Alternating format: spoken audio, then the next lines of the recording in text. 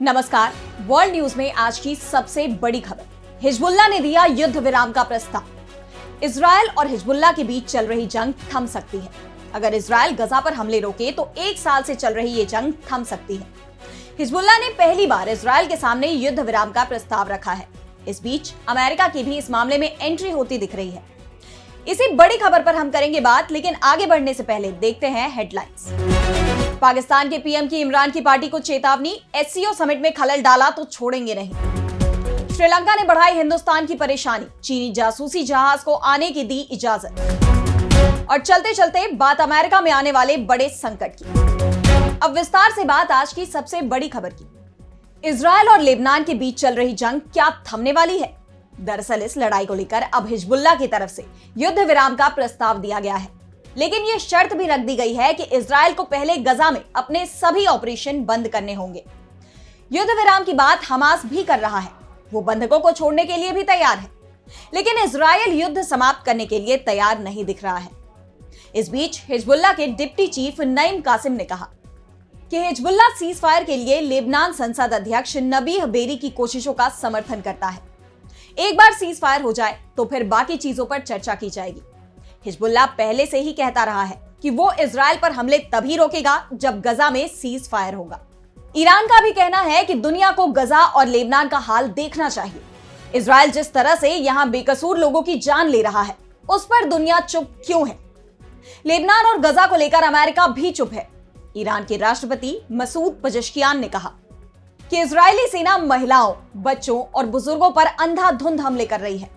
America और Europe एक हिंसक सरकार का समर्थन कर रहे हैं। पश्चिम के लोग अक्सर ह्यूमन राइट्स की बात करते हैं। वो लोग हमारे बारे में गलत प्रचार करते हैं, कहते हैं कि ईरान में ह्यूमन राइट्स का पालन नहीं होता, लेकिन वे ही अब इजरायल का बचाव कर रहे हैं। ह्यूमन राइट्स की बात करने वाले लोग इजरायल से नहीं पूछ रहे कि वे महिलाओं और बच्चों की जान क्यों ले रहे हैं। लेबनान और गजा की ना तो अमेरिका को चिंता है और ना ही इजरायल को। इजरायल तो यहां जमकर बम बरसा रहा है। हाँ, ईरान का खौफ जरूर उसे सता रहा है, इसलिए अमेरिका ईरान और इजरायल के बीच युद्ध विराम की कोशिश में जरूर जुटा हुआ है। इजरायली टेलीविजन 12 ने दावा किया कि अमेरिका और अरब देशों ने मिडिल ईस्ट में सीज फायर के लिए ईरान के साथ बातचीत शुरू की है। फिलहाल इजरायल इस बातचीत में शामिल नहीं है। टाइम्स ऑफ इजरायल की रिपोर्ट के मुताबिक इजरायल गजा से बंधकों की रिहाई के बाद भी हमास पर हमला जारी रखना चाहता है, जबकि हमास इसके लिए राजी नहीं है। हमास सीज फायर के लिए गजा से इजरायली सैनिकों की वापसी की मांग करता रहा है। दरअसल अमेरिका को बड़े युद्ध का डर लग रहा है। लेबनान पर इजरायल के हमले में भले ही चीन और रूस का रुख सख्त नहीं दिखा हो, लेकिन ईरान पर अगर इजरायल हमला करता है तो कम से कम रूस शांत बैठेगा, इसकी कोई संभावना नहीं दिखाई दे रही है। और इसी का डर अमेरिका के अंदर दिखाई दे रहा है।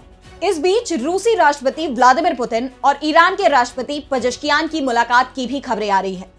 कहा जा रहा है कि मिडिल ईस्ट की मौजूदा स्थिति पर चर्चा के लिए पुतिन ईरानी राष्ट्रपति से मिलेंगे। ये मुलाकात 11 अक्टूबर को तुर्कमेनिस्तान की राजधानी अशगाबाद में होगी। हालांकि पुतिन का तुर्कमेनिस्तान का ये आधिकारिक दौरा होगा और इस दौरे के दौरान ही वो ईरानी राष्ट्रपति से अलग से मुलाकात करेंगे।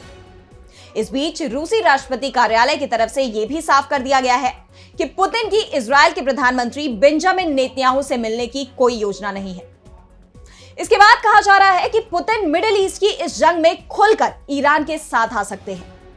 वैसे इसके संकेत पहले से ही मिल रहे हैं। रूस ने पहले ईरान को अपना सबसे महत्वपूर्ण डिफेंस सिस्टम S-400 की कई यूनिटें सौंपी और अब अपने सबसे महत्वपूर्ण इस्कंदर बैलिस्टिक मिसाइल भी ईरान को देने की तैयारी कर चुका है। कई रिपोर्ट में तो यह भी दावा किया जा रहा है कि रूस इस मिसाइल को ईरान को सौंप भी चुका है। इस मिसाइल की रेंज 500 किलोमीटर की है, यानी ईरान आसानी से इजरायल के किसी भी शहर को इस मिसाइल से निशाना बना सकता है। सबसे बड़ी बात यह है कि अमेरिका और इजरायल के पास इस मिसाइल को रोकने की तकनीक नहीं है। इजरायल इस्कंदर मिसाइल को ट्रैक तो कर सकता है, लेकिन इसे रोकना उसके बस की बात नहीं है। यानी मिडिल ईस्ट की जंग अब अमेरिका और यूरोप पर भारी पड़ने वाली है। अब बात पाकिस्तान की। पाकिस्तान इस बार एससीओ सम्मेलन की मेजबानी कर रहा है। इस्लामाबाद में 15-16 अक्टूबर को एससीओ के राष्ट्राध्यक्षों का शिखर सम्मेलन होना है, लेकिन इस समय पूरे देश में पाकिस्तान तहरीके इंसाफ पीटीआई का जबरदस्त प्रदर्शन चल रहा है। इस्लामाबाद में संसद घेरने का ऐलान पीटीआई की तरफ से किया गया है।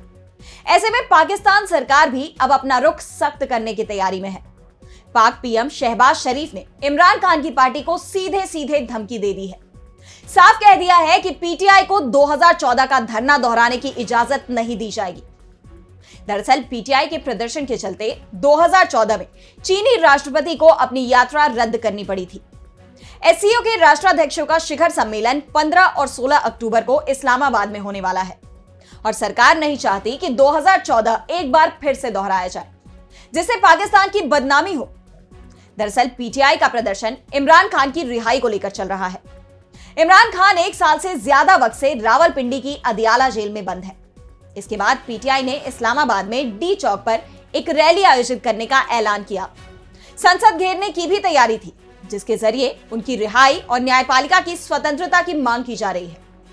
डी चौक वही स्थान है जहां पीटीआई ने 2014 में 126 दिनों तक धरना दिया था, जिसके कारण चीन के राष्ट्रपति शी जिनपिंग को अपनी पाकिस्तान यात्रा स्थगित करनी पड़ी थी। पाकिस्तान की शहबाज शरीफ सरकार इस बार बेहद सख्त दिख रही है। ऐसे में सवाल उठ रहा है कि क्या पीटीआई इस बार शांत रहेगी या उसका आंदोलन तेज होगा। वैसे ये भी बता दें कि इस बार पाकिस्तान में हो रहे एससीओ के राष्ट्राध्यक्षों के सम्मेलन में भारत की तरफ से विदेश मंत्री एस जयशंकर शामिल होंगे।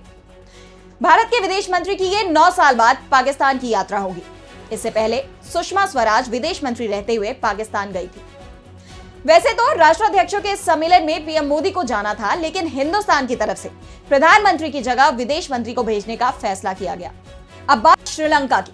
श्रीलंका के नए राष्ट्रपति अनुरा कुमारा दिसानायके भले ही कह रहे हो कि श्रीलंका की जमीन का इस्तेमाल हिंदुस्तान के खिलाफ नहीं होगा, लेकिन उनकी सरकार जो फैसले ले रही है उससे हिंदुस्तान का संकट बढ़ता दिखाई दे रहा है। दिसानायके की सरकार ने चीन के मिलिट्री ट्रेनिंग वाले जहाज को कोलंबो आने की इजाजत दे दी।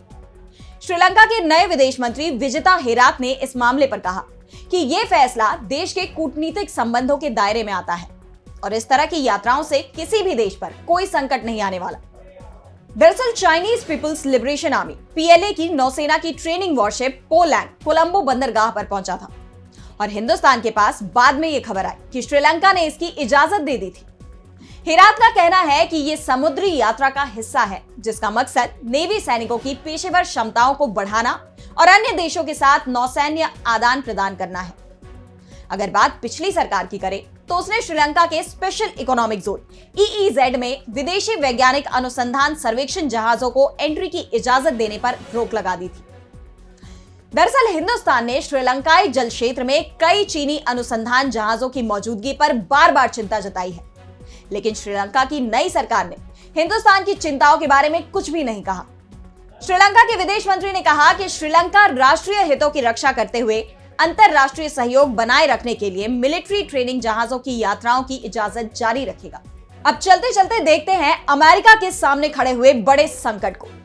अमेरिका में तूफान मिल्टन कुछ ही देर में दस्तक देने वाला है। फ्लोरिडा में इसका असर दिखना शुरू भी हो गया है। मिल्टन तूफान मैक्सिको की खाड़ी से उठा है।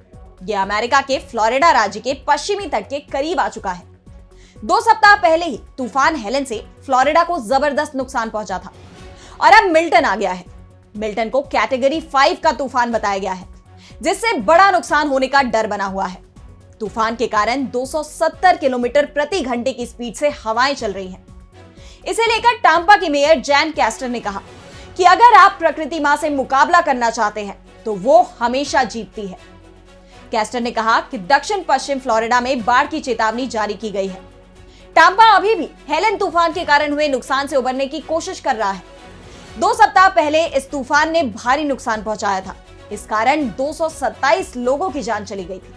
ऐसे में मिल्टन के चलते बनने वाले बाढ़ जैसे हालात से बचने के लिए फ्लोरिडा में लोग तैयारी कर रहे हैं। बाढ़ से घरों और मॉल को बचाने के लिए मिट्टी के बैरियर लगाए जा रहे हैं।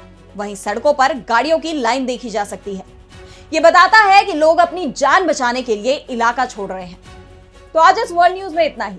अब मुझे दीजिए इजाजत। आप बने रहिए डीवी लाइव के साथ। नमस्कार।